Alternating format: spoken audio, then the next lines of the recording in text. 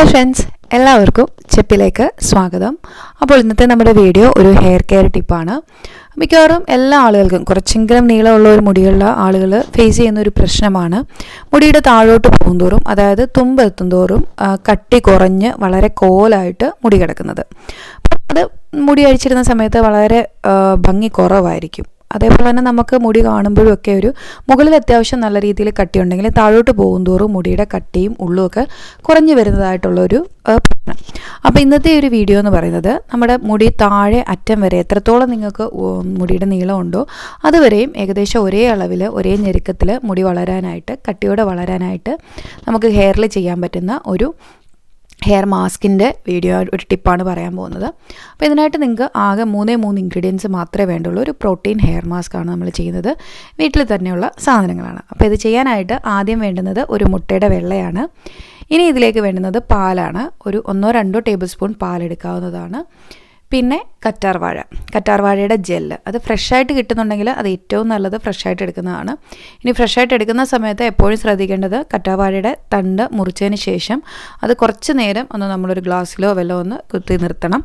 അപ്പോൾ അതിൻ്റെ അകത്ത് ഒരു ചെറിയ അതിൻ്റെ ഒരു കറ എന്നൊക്കെ പറയുന്ന ഒരു ലിക്വിഡുണ്ട്.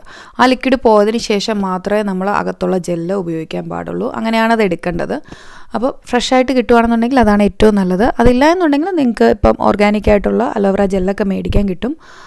അത് വേണമെങ്കിൽ അത് യൂസ് ചെയ്യാവുന്നതാണ്. ഇനി ഇത് 3 ഇൻഗ്രീഡിയൻസും കൂടെ നന്നായിട്ട് മിക്സ് ചെയ്തിട്ട് തലയോട്ടിയിലും തലമുടിയിലും തേച്ച് പിടിപ്പിച്ച് നമ്മളൊരു അരമണിക്കൂർ മിനിമം വെക്കുക. 1 മണിക്കൂറോ അല്ല 1.5 മണിക്കൂറൊക്കെ വെച്ച് കഴിഞ്ഞാൽ നല്ലതാണ്. അരമണിക്കൂർ മിനിമം വെച്ച് കൊടുക്കുക.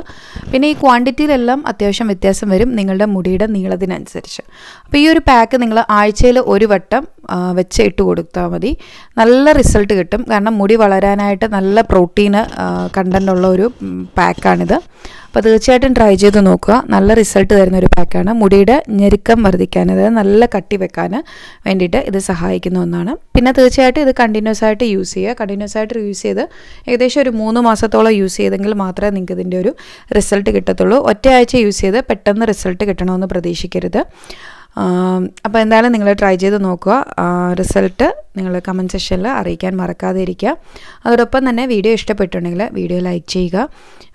നിങ്ങൾ ഇതുവരെ ചാനൽ സബ്സ്ക്രൈബ് ചെയ്തിട്ടില്ല എന്നുണ്ടെങ്കിൽ താഴെ കാണുന്ന സബ്സ്ക്രൈബ് ബട്ടൺ ക്ലിക്ക് ചെയ്ത് ചാനൽ സബ്സ്ക്രൈബ് ചെയ്യുക. അപ്പോൾ ഇനിയും വീണ്ടും ഇതുപോലെയുള്ള ടിപ്പുകളായിട്ട് മറ്റൊരു വീഡിയോയിൽ കാണാം. ബൈ.